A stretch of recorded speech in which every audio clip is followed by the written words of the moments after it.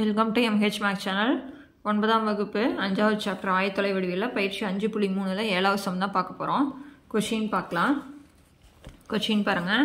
முக்கோணம் DEFஇன் பக்கங்கள் DE, EF மற்றும் FDகளின் நடுப்புள்ளிகள் முறையே A கொடுத்துருக்காங்க, B கொடுத்துருக்காங்க, C எனில் நாற்கரம் ABCD ஒரு இணைகரம் என நிறுவுக அப்படின்னு சொல்லியிருக்காங்க. சரிங்களா?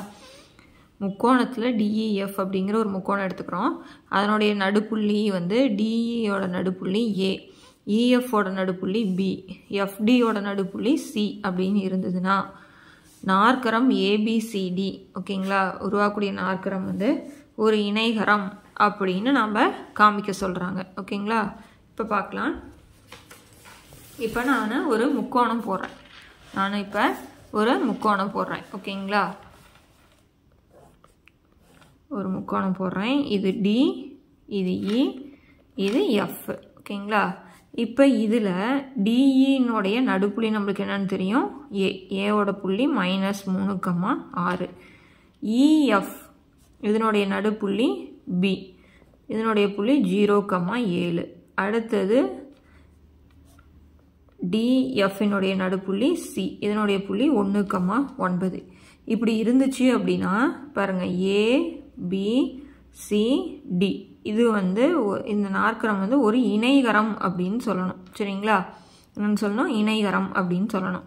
அப்போனா நம்மளுக்கு A இருக்குது, அந்த இணைகரத்தில் A இருக்குது, B இருக்குது, C இருக்குது. அதனால் D வேணும் இல்லைங்களா? அந்த Dயை தான் நம்ம கண்டுபிடிக்கணும். ஸோ இப்போ D வந்து நம்ம X1, Y1 அப்படின்னு வச்சுக்கிறோம். இதை மட்டும் கண்டுபிடிக்க முடியுமா அப்படின்னா முடியாது. X2, Y2, X3, Y3 எல்லாமே தான் கண்டுபிடிக்கிற மாதிரி இருக்கும். ஓகேங்களா? இப்போ பார்க்கலாமா? இப்போ பாருங்கள், இந்த ஏங்கிறது எதனுடைய நடுப்புள்ளி, DEனுடைய நடுப்புள்ளி தான் வந்து A. ஓகேங்களா? அதை வச்சு நம்ம X1, X2 பார்க்கலாமா? அப்போனா நடுப்புள்ளி ஃபார்முலா தெரியும். X1 + X2/2 Y1 + Y2/2. இப்போ DEயின் நடுப்புள்ளி நம்மளுக்கு என்னன்னு தெரியும், A.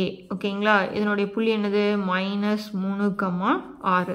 இது எப்படி எழுதலாம், X1 + X2/2 Y1 + Y2/2. இப்போ ஃபஸ்ட்டு சமம் இல்லையா? அப்புறம் எப்படி எழுதலாம், -3 = X1 + X2/2. அடுத்தது 6 = Y1 + Y2/2. இப்போ இதை பெருக்கலாம். இந்த 2 3ஓட பெருக்கினா என்ன வரும் நம்மளுக்கு, -6. அப்படின்னா X1 + X2 -6. இது சமன்பாடு 1. இப்போ 2ஓட 6 பெருக்குனா 12. அப்படின்னா Y1 + Y2 12. இது சமன்பாடு நம்ம என்னென்னு வச்சுக்கலாம், 2 அப்படின்னு வச்சுக்கலாம். ஓகேங்களா? அடுத்தது பார்க்கலாமா? அடுத்தது EFனுடைய நடுப்புள்ளி B. EFஇன் நடுப்புள்ளி B, அதனுடைய புள்ளி 0,7. இது எப்படி எழுதலாம், X2 + X3/2 Y2 + Y3/2. ஓகேங்களா? நம்ம இந்த பயிற்சியில் 4வது கணக்கு பார்த்தோம் இல்லைங்களா? அதே மாதிரி சேமாக போடுறோம். இப்போ ஃபஸ்ட்டு சமம். அப்படின்னா 0 = X2 + X3/2. அடுத்தது 7 = Y2 + Y3/2. இப்போ 2ஓட 0 பெருக்குனா நம்மளுக்கு 0. அதனால் X2 + X3 = 0. இது சமன்பாடு 3. இதை 2ஓட பெருக்குனா 7 2 14. அப்படின்னா Y2 + Y3 14. இது சமன்பாடு 4ன்னு வச்சுக்கிறோம். ஓகேங்களா? அடுத்தது என்னென்னு பண்ணுவோம், DEFஇன் நடுப்புள்ளி C. அதை எப்படி போடுவீங்க, X1 + X3. ஓகேங்களா? DEFஇன்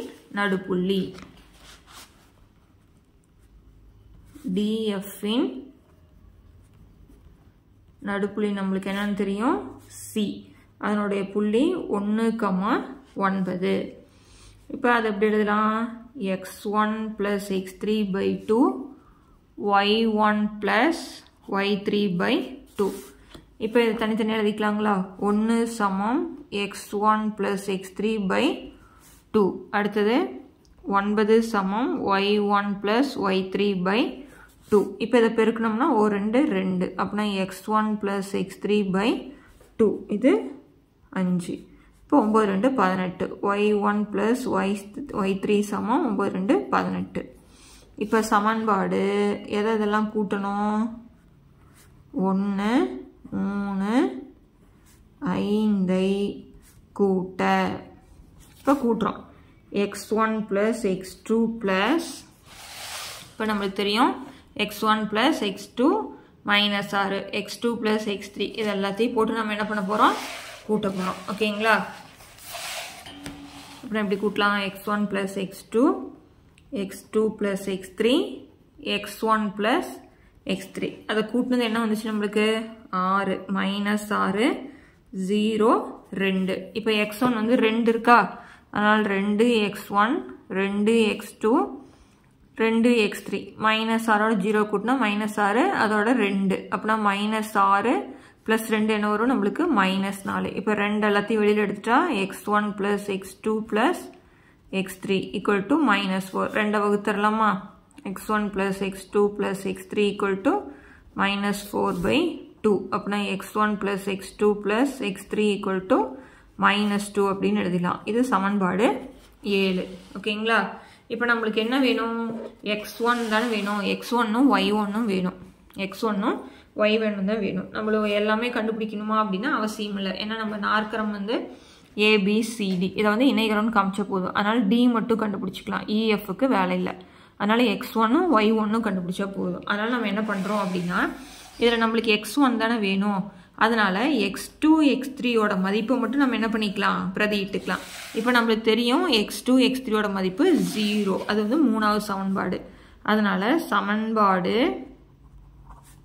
3ஐ 7இல் பிரதியிடுறோம் சரிங்களா அப்படின்னா x1 plus x2 plus x3யோட மதிப்பு நம்மளுக்கு தெரியும் 0 ஓகேங்களா அப்படின்னா x1 equal to -2 0 வந்து கூட்டினா அதே தான் வரும் அப்படின்னா x1ஓட மதிப்பு -2 ஓகேங்களா அதே மாதிரி எந்த சமன்பாடை கூட்டலாம் அடுத்தது y1 கண்டுபிடிக்கணும் இல்லையா அதனால சமன்பாடு 2 4 6ஐ கூட்ட அப்புறம் என்ன வரும் y1 plus y2 plus y2 plus y3 y1 plus y3 ஓகேங்களா இங்க பாருங்க y1 plus y2 y2 plus y3 அப்புறம் இதனுடைய ஆன்சர் இந்த பக்கம் 12 14 இந்த பக்கம் என்ன இருக்கு 18 அப்புறம் அதை கூட்டிக்கலாமா 12 plus 14 plus 18 இப்போ இதில் என்ன பண்ணோம் 2 y1 2 y2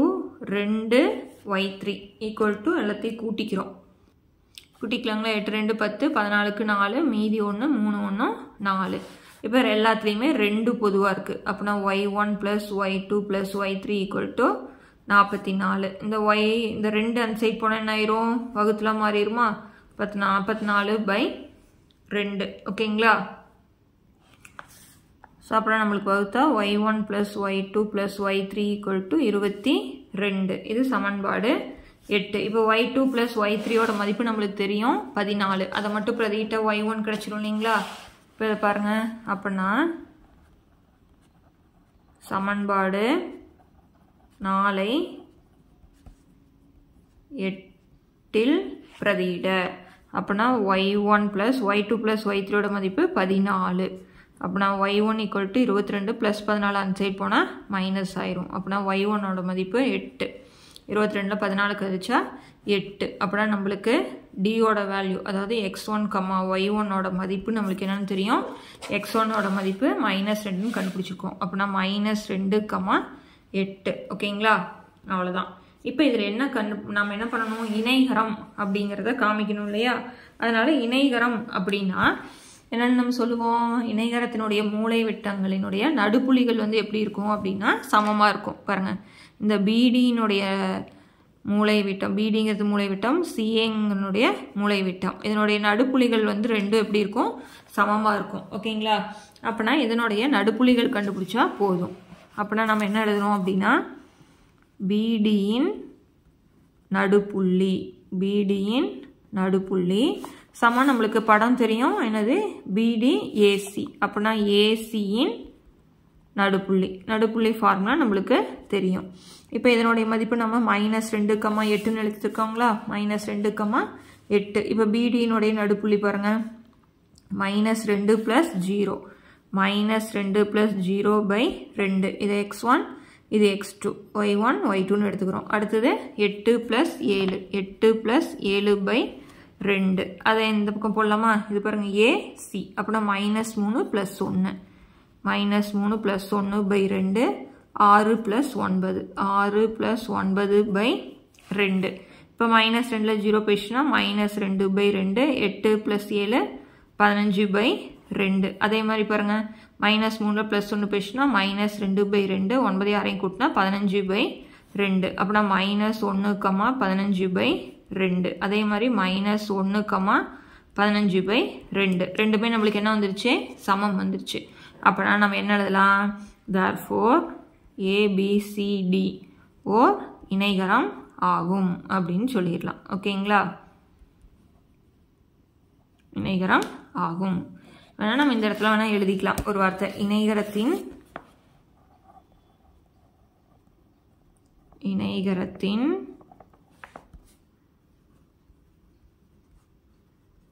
மூலைவிட்டங்களின்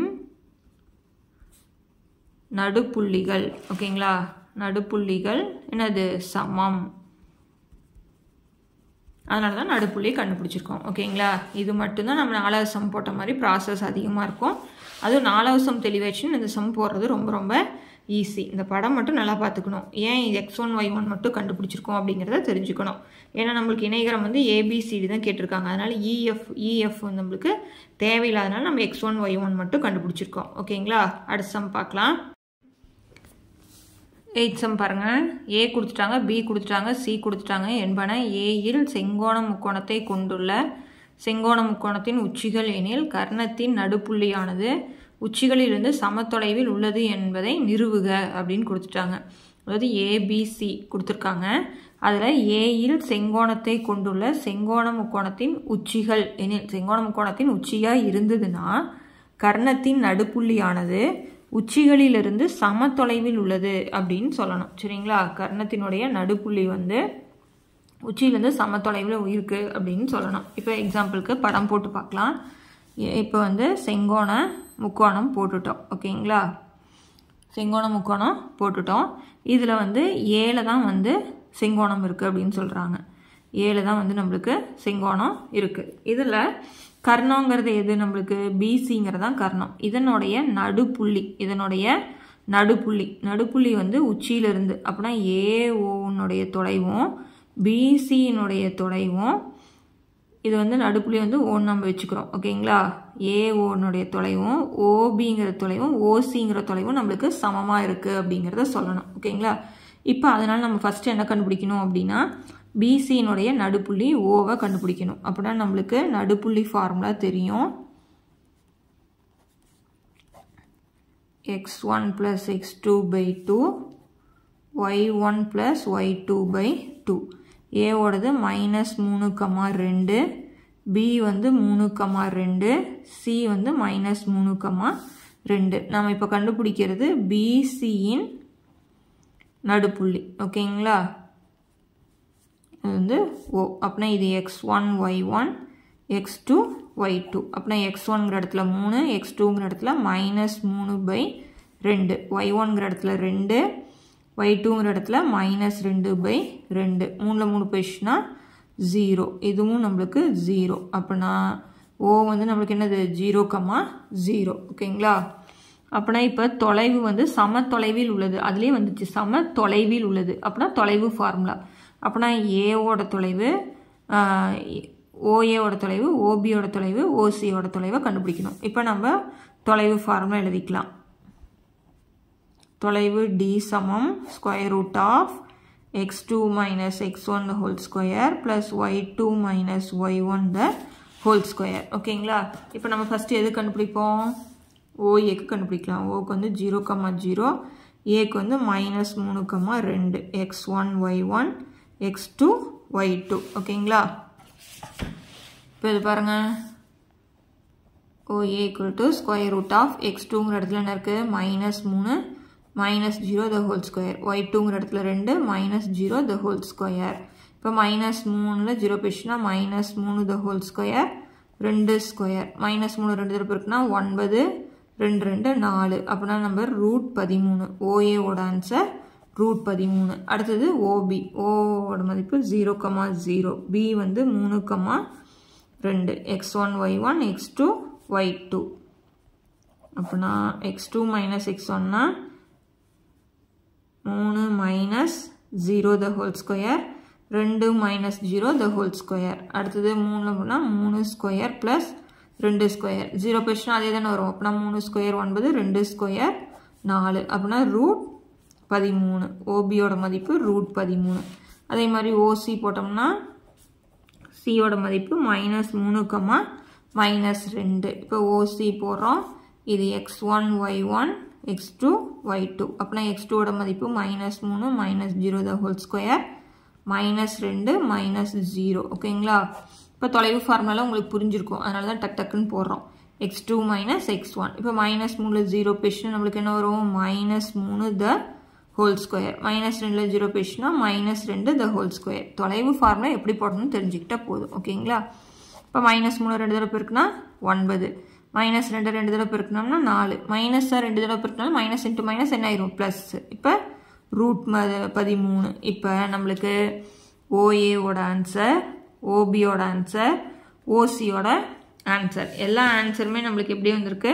சமமா. என்னது? ரூட் 13. அப்படின்னா நம்ம என்ன எழுதிடலாம்? கர்ணத்தினுடைய நடுப்புள்ளியானது உச்சியிலிருந்து எப்படி இருக்கு? சமத்தொலைவில் உள்ளது அப்படிங்கிறத நிரூபிச்சிருக்கோம். ஓகேங்களா? அவ்வளோதான் சமம். மூணுமே எப்படி இருக்குது? நம்மளுக்கு சமத்தொலைவில் உள்ளது அப்படின்னு சொல்லிட்டோம். அவ்வளோதாங்க. ரொம்ப ரொம்ப ஈஸி. ஃபஸ்ட்டு நடுப்புள்ளி கண்டுபிடிக்கிறோம். எதுக்கு நடுப்புள்ளி? BCக்கு நடுப்புள்ளி கண்டுபிடிக்கிறோம். அப்புறம் நடுப்புள்ளியிலேருந்து நம்ம என்ன கண்டுபிடிக்கணும்? மூணுக்குமே தொலைவு. OAயோட தொலைவு, OBயோட தொலைவு, OCயோட தொலைவு கண்டுபிடிச்சா மூணுமே எப்படி இருக்குது? சமமாக இருக்குது அப்படிங்கிறது வந்துருச்சு. அப்படின்னா அதனால் சமத்தொலைவில் உள்ளது அப்படிங்கிறத சொல்கிறோம். ஓகேங்களா? இந்த சம்மோட இந்த பயிற்சி முடிஞ்சுது. அடுத்தடுத்த பயிற்சி பார்க்கணுன்னா சேனலை சப்ஸ்கிரைப் பண்ணிக்கோங்க. தேங்க்யூ.